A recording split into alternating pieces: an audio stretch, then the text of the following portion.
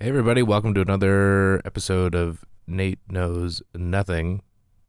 I'm Nate Armbruster, and this is a podcast where I don't know what I'm talking about. I have no idea. I just know the holidays are officially over starting tomorrow. Tomorrow's New Year's Day at the time of this recording, and I am thrilled about it. Happy holidays, by the way. I don't know, do people still get, upset about the whole happy holidays thing, Merry Christmas, happy holidays? Because I feel like, I've seen it. I've been out and about this last week or so, and people are saying it. People are saying just happy holidays, which I'm fine with, by the way. I guess I celebrate Christmas, but just because of the family I was born into, really. So I don't get too twisted up in the emotions of it. It's just the location I was born. And I'm fine with that. Also, if you say happy holidays to me, I just say it back. I go right back at you. And if you say that, that's almost weirder than just saying, that just makes it weirder. Hey, man, right back at you, cashier guy. I never understood the people getting upset about it. I don't get it. The weirdos that have to yell about it to the point where it ends up on the news. It's like, what are you doing? Is this really the worst thing going on in your life? This guy just said happy holidays because he didn't assume you celebrated Christmas. I don't know. Also, I think it's like, know who you're talking to. If the guy in your line is wearing a yarmulke, maybe just say, happy holidays. Because you don't want to be wrong. I don't. I'm always like, hey, happy holidays. Because it covers it all. It just makes life easier. So it doesn't bother me. However, if you came up to me and said, hey, man, happy Hanukkah, I'd be like, thanks. Even though I think it's clear by looking at me that if you're a betting man, you probably would bet that I don't celebrate Hanukkah. But happy holidays. That's why I like to say it. Because you never know. You never know. It covers all bases.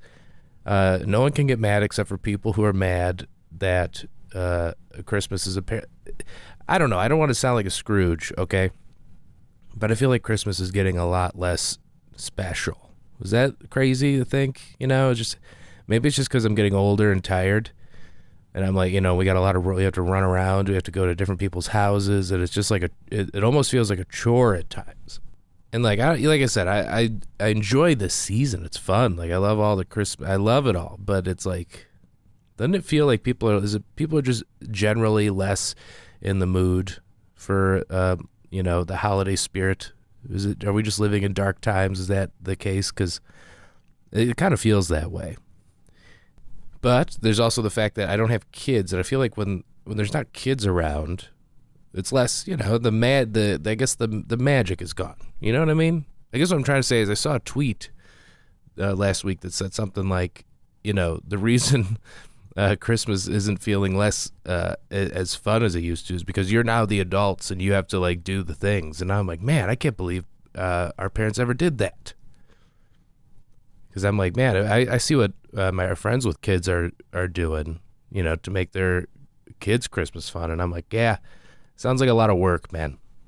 Like I said, I'll put up the decorations, or my wife will, and I'll watch the movies, and I'll get into the spirit. I'll eat the cookies, but man, everything else, I'm like, this seems like a lot. I'll take my dog, I'll get him 2 chew toys, and that's it. So I feel like New Year's Day is when you stop saying happy holidays, right? That's when that all stops. I feel like Christmas decorations come down the first weekend of the new year. That's my personal opinion. If you go beyond that, good for you. As long as you're happy, I don't care. That's my rule, though. I'm like, let's get this out of here, okay? Once the holidays are over, there's just like this big sigh of like, oh, it's over. It's just been nonstop eating garbage and just, not sleeping enough, drinking too much. I feel sick. That's the other thing. I got sick last week, which sucked. That you ever spend the people talk about how much the week between Christmas and New Year's sucks, but it sucks even more when you have a cold. And I'm not convinced it was COVID, but it was a cold. I had something, and mainly because there were kids at the Christmas gatherings we went to, and they're all coughing, and that's a bad sign. If there's one thing I know about children. It's when they're coughing, you're screwed. Your holidays are over, man. You're going to be exhausted and have a scratchy throat and a cough for a whole week after this. And on top of that, you got to drive across the Midwest. And like this is going to sound horrible, but I just feel like I see everybody enough throughout the year that I think I can skip a holiday. One of these years I'm going to do it. I'm just done. I'm like, we saw you guys 5 times this year. I'm like, I think that's plenty. Just being together on Christmas Day, sure, that's nice, but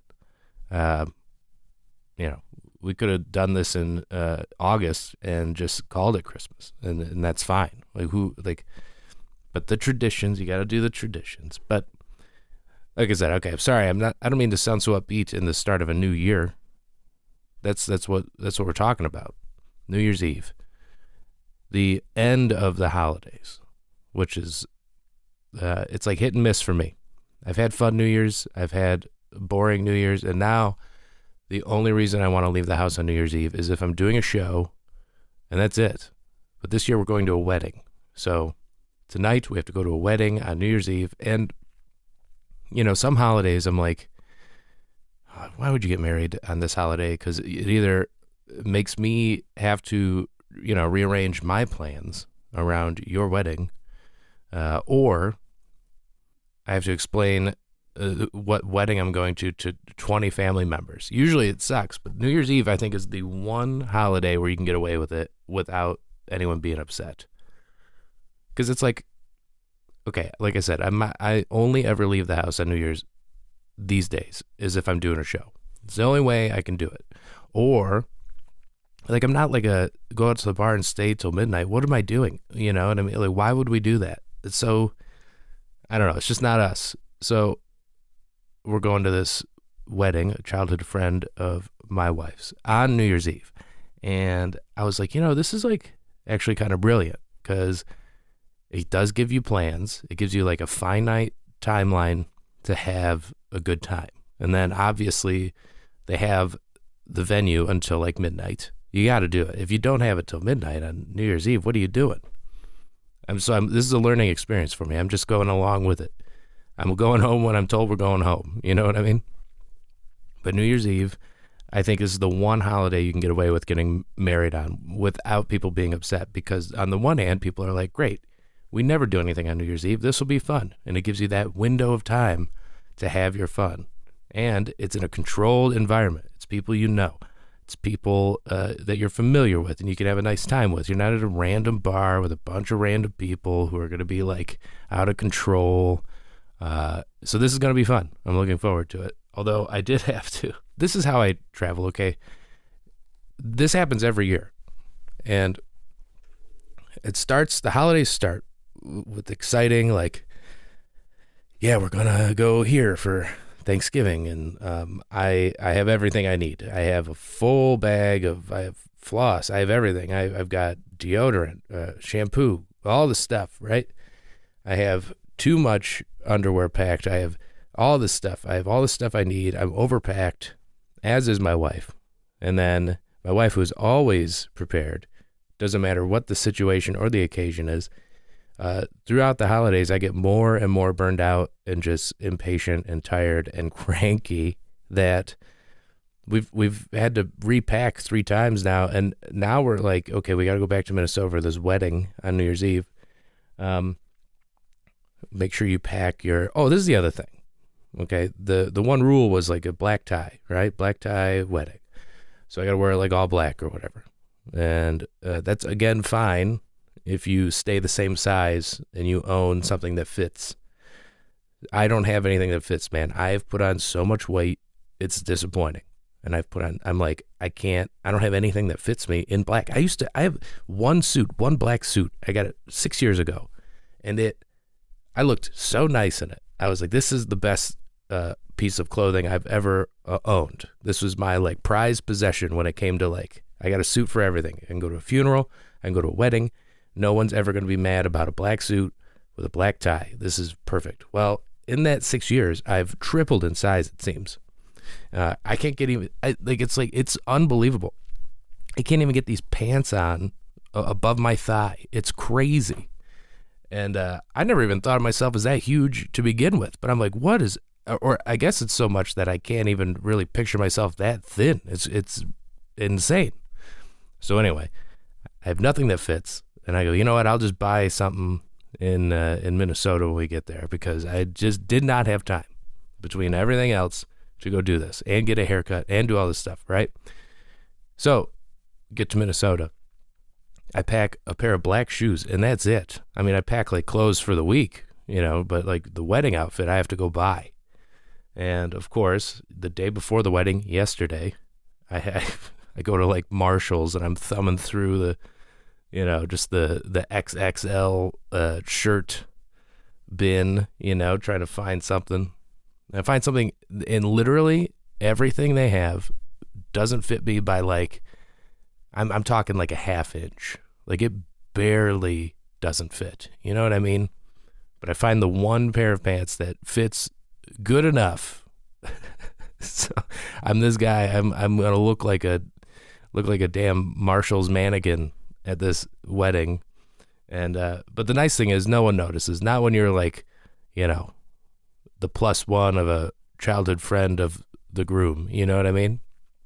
No one's gonna be looking at what I'm wearing.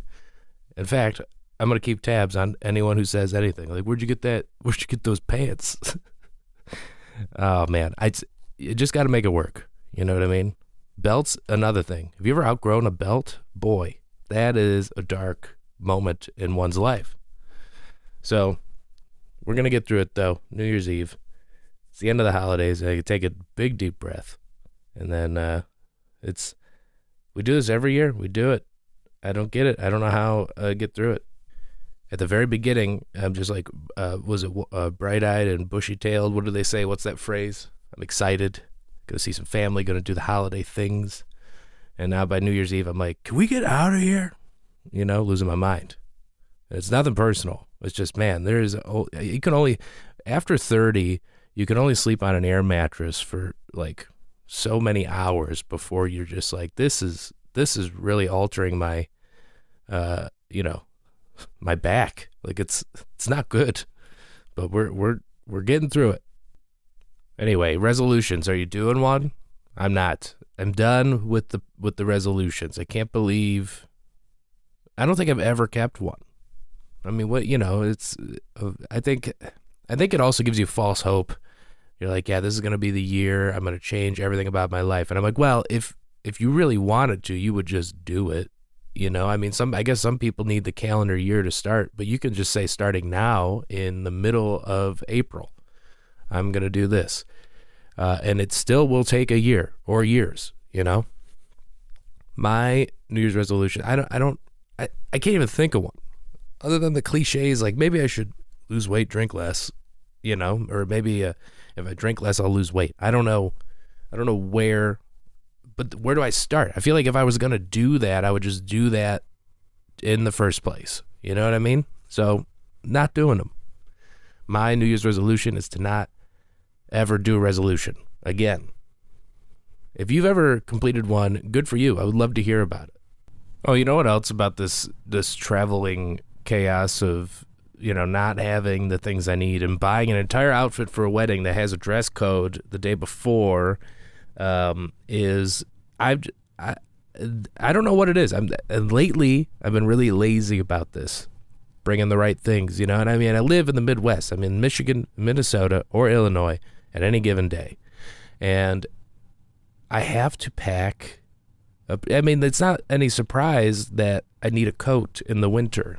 Well, I'm so cheap. I don't have a coat. I have an old coat that gets the job done. The zipper's broken, the hood's missing, and it's just dirty, and it just gets the job done. And then I have like a nice pea coat that I stole. And by stealing, I mean someone left it at our house, and I kept it. And I also asked the owner. I said, do you want this back? They said no. So I stole it, but with permission. So that's the other thing that I've twice now messed up, because the weather's been hit and miss, so it's been kind of warm here, and I'm like, I don't need a coat. And then I show up for Christmas at my mom's, and I'm like, I don't have a coat, and it started to get cold. It wasn't cold when we left, and I was like, damn it, I should have. What am I thinking? So I'm at Target and I'm like, you know what? I just have to buy a coat. The walk from the car to Target was so cold that I was like, you know what? I'm going to buy a coat in here. Just changes, make my week that much more comfortable. And I'm buying the coat, and I almost didn't. Like, it was just draped over my arms. I'm walking around the store, we were getting a few things, and I'm carrying this coat that I intend to buy over my, arm.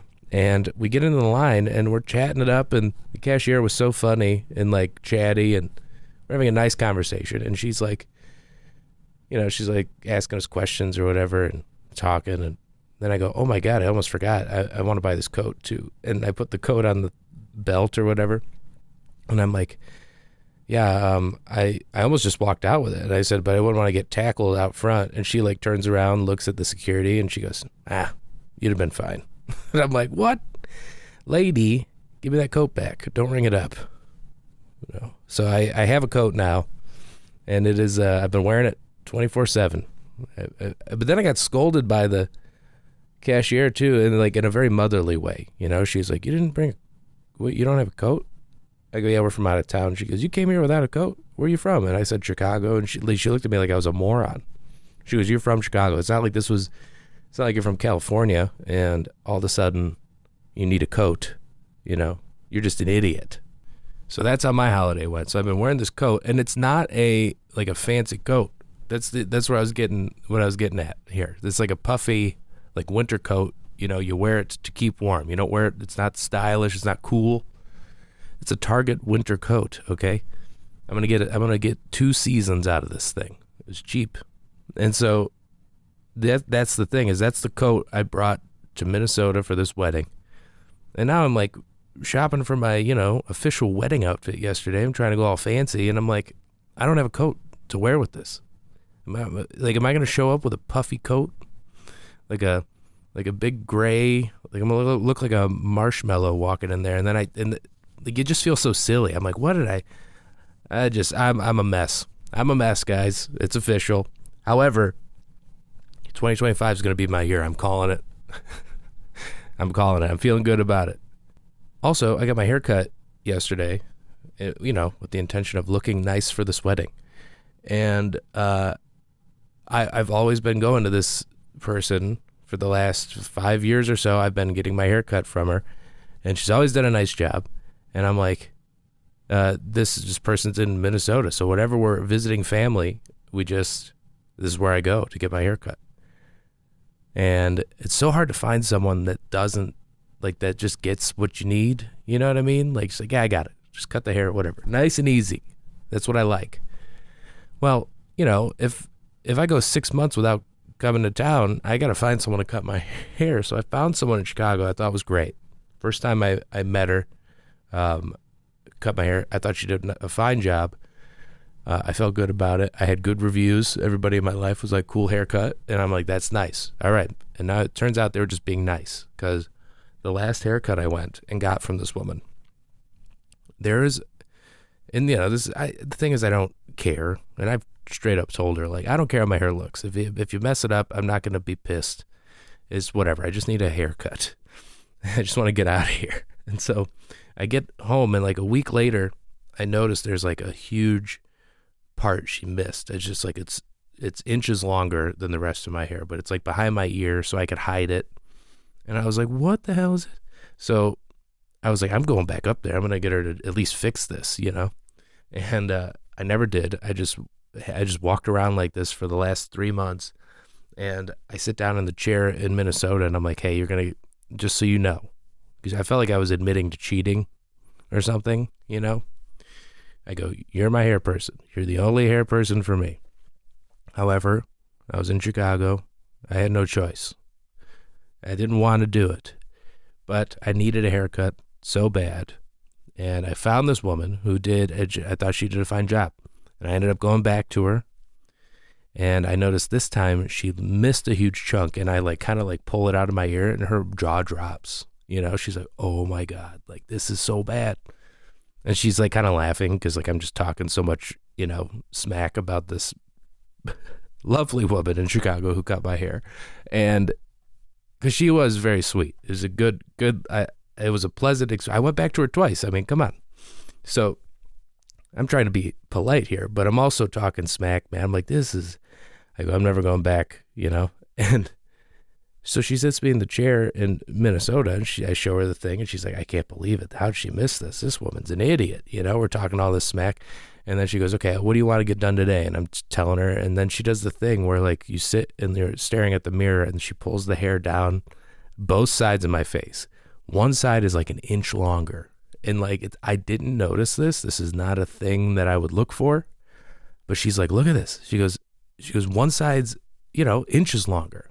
And so it turns out I felt like I was going, this is the true difference, right? Between like a barber and a stylist. Okay. You got two different skill sets here.